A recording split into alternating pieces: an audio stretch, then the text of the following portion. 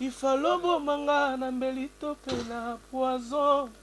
me obominga na absence noye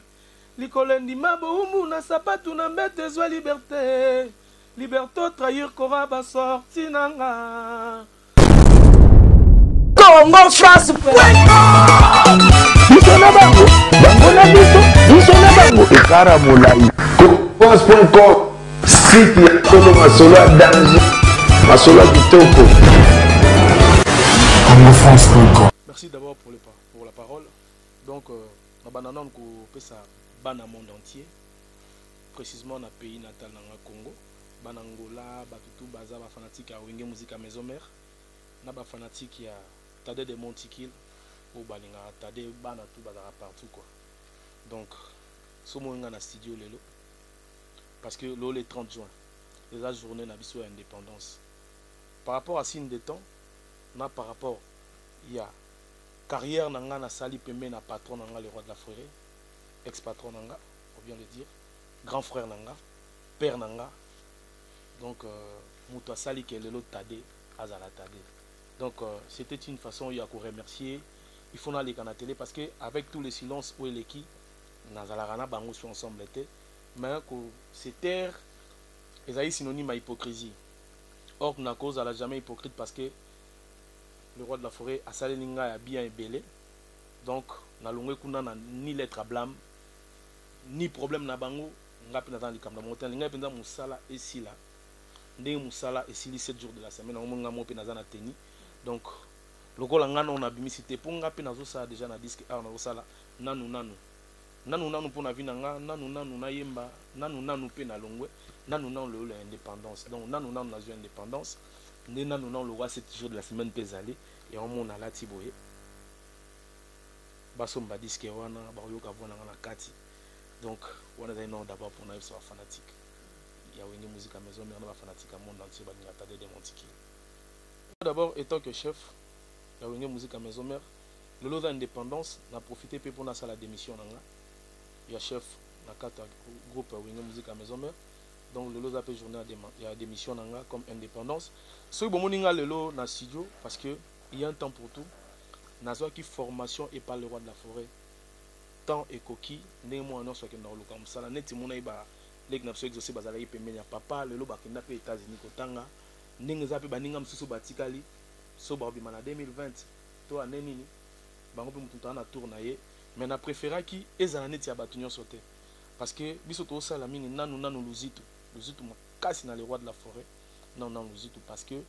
ce qui le lot mukile yebi Tade de Montikil c'est grâce à le roi de la forêt donc ce qui le lot na kolo ba peut-être producteur na les rois de la forêt parce que ce qui n'a aussi produire les lots c'est parce que les rois de la forêt producteur pourquoi producteur na les rois de la forêt parce que nazu aide ya libanda mongo te pona mi foutre la studio donc nazana mi na wito za la mission wenge déjà nazo mi betsa concert donc il faut na senga merci na les rois de la forêt nazo se produire déjà disque nanga EP nanga ezobi makalate awawa pona olaxa nanu nada chanteur nanu na koli nanu formation nazu pas le roi de la forêt donc on qu'il comprendre que t'es force tout ezo te pané parce que le roi de la forêt tango aibisanga ki akopesanga disque babi la liberté ça s'arrache faut ala impoli otala papa na ona misu oyebisa yeke te to kabwani mwana alongwaka kei mopanzi a papa nazwaki ndako moko kuna nde yango na yoloba na télé lokola eza na monde ya musique na kosola ngo ndenge moko te parce que batutu bomema na ndenge moko boye le roi de la forêt ala grand frère nanga mpangi ya ndako donc musique na biso nous devons évoluer par rapport à évolution nanga na préféraki na kende kobenga mutu mususu sous président te lokola na benga président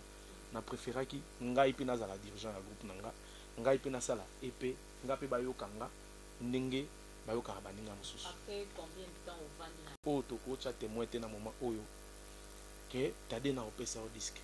lokola alobaki maloba wana nde yango eza force yango nde eza pouvoir avec tous les respects patron nanga le roi de la forêt bureau mobimba orchestre wenge musique ba fanatique tout ya wenge musique po baza partout na monde ba fanatique tout tozwango mabete parce que makambo yo se répétera te avec tous les respects naza lisusu na groupe wenge musique à maison mère te Tade de Montikil mingi bomesa na obenga nga San Pedro donc nanu nde yango makambo toza oza ba rechite ya soki koloba makambo ya voyage soki kokende voyage na voyage ebele soki kotikala moto atikala mpe koleka nga aza te soki kokende na ndenge totikala na moto akenda mpe koleka nga aza te donc rien à voir na makambo ya voyage nayebi kotala signe de temps naza kaka na eloko ayebisa le roi de la forêt merci kaka merci formation na nga lokola esili donc merci chance lokola ebimaka na monoko na ye ye mwana abi mbota likaso merci na mbota likaso le roi de la forêt merci mon patron na sepeli makasi donc toza na awa to fale kutu ingénieur abalancer ta mwasa mobo po bato déjà oyo baza na posa kosomba banzembo makambo yango ebandaki déjà nanu bana partout boya oyoka nanu tade de Montiki le San Pedro nanu after nde toyeba nini faut tosala quoi mais pour l'instant nanu naza na studio MPF juste na 14e rue wana donc studio ya église Liloba a prophète Konde donc naza wana na studio nanu donc merci na ba fanatique tout merci na batu tout biro mobimba ba massa tout o batika na wenge muzika nanu luzitu en tout cas ba ope batika li bazwa pe nanu temps ba vanda ti 2020 base la paix tourne bango le roi de la forêt a repé sa bango tour mais na apprécié te ndenge biso tozuli yango tamboye silence oyo yango wana donc merci donc merci vraiment mature le jour na longola makolo na ndako na biso pona osala test na zaka na ni papa ni maman tozalaka nombreux série biso toyaki maison mère ezaki série oyo ezaki te afula tala tete biso toyaki maison mère na série oyo ezalaki passé dans cette kitoko na musique awer en son sur na présence te okokota te na moment oyo batu baucho longwa na poto toye to sali alerte générale tozalaka à 3 personnes na oyo tokota na bango bango nyonso si bakenda na cause un exemple à batute le roi de la forêt preuve aloba patience paye parce que il a vu comment ce qui m'a monté les cas tout ça ça n'a rien à voir tokoluka to pesa ba question ebele to makambo mo boye po elobisa mutu ndenge moko boye ekozala te merci na le roi de la forêt na 8 ans ya formation nanga esili séparation ya rotala mutu bo ata moi sinon faut na motema wana moi j'ai pas ce cœur là na dans motema te ya bitumba motema moko ya boete juste na lenga na wenge na swana na mutu te ni camarade ni problème ici mo boye ataka na problème donc mutu tout a na façon amemela makambo na ye tina le kalo na télé o eleki na se to eleki likolo no sopesi na nzambe merci le roi de la forêt bopesanga kaka chance 081 25 82 540 543 pardon 081 25 82 543 voilà numéro ya DMC ya Tade de Montikil. Un autre numéro plus 243 89 95 79 645 ou un numéro ya ADT ya Tade de Montikil. Merci beaucoup. Il fallait bomanga na mbelito pe na poison mais obominga na absence noye likolendi maboumu na sapatu na mbete zwa liberté liberté trahir kora ba sorti nanga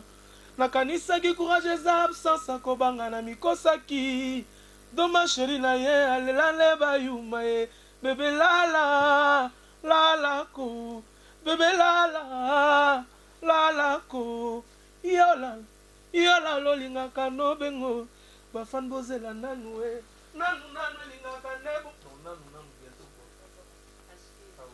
Ok, merci. Nous sommes vraiment à la fin. J'espère que mon artiste n'a pas été des mots qui n'a pas été belé au boluka qui t'a da longue tadaza moi nous kota qui voilà la grosse moulue de la presse congolaise na kiti na studio na lukeli bino t'a des mots qui a expliqué bino a éclairci bino azali sous-souté na wenge musique maison mais pravane te ko surprendre na studio azo sala album nena nunanu alobi nanu ndebo pesa etant nanu bo découvrir nanu c'est-à-dire photo pesa pe ba artiste c'est toujours ba bonne chance le quoi t'aider les Montiki les San Pedro azara vraiment mutaba polémique té et puis azara muta problème na mututé c'est-à-dire que to pesa nanu pe chance to yoka nanu nayebi ke boza ebele belé bon message ko landa na grosse milieu de la presse congolaise. Information à source. Merci beaucoup à mon boss, M. Josué Didi Dipumba. Pourquoi pas à notre manager, M. Junior Boukson Boukassa. On peut remercier beaucoup Ismaël Nsimba. Bobby, déjà dans quelques semaines, nous a déjà na Katsakinawa. Merci beaucoup aussi à mon vieux Alain Chamouna, le guide Bandera. Babi Motema ya mère Charlie, mère Mila. Pourquoi pas à Jean-Marc Kabunda 520 gigas. Merci beaucoup Apocalypse Bella les millionnaires. Pourquoi pas à Papi Messi depuis Lukampa Motomoko bien. Et puis Mandela Mukonda Babi Lola na Lola chez toi dollar yana puis Kwanza yana. Merci à Ya Willy Moucheni grosse moulina mais sans Robinge Singa Pakebo pour Yakata Narate. Pourquoi pas à David Oluto Motomoko, très bien. Merci beaucoup si y a Diesel à London, Babi Poli à grosse moulée de chez Sekomaki. Merci beaucoup si y a la grande, c'est Babi Mishmima. Pourquoi pas HM, Maman Sissi, on est ensemble, même morale, sans tracasserie. Merci beaucoup, nous sommes vraiment à la fin. Quant à moi, déjà, je dis merci beaucoup aussi à Kimbo Koti. Pourquoi pas à Christian Mila. Quant à moi, déjà, je dis merci, au revoir, bye bye. Congo France Bisona bango na biso bisona bango ekara molai France.com site ya solo masolo ya danger masolo ya kitoko. Congo France.com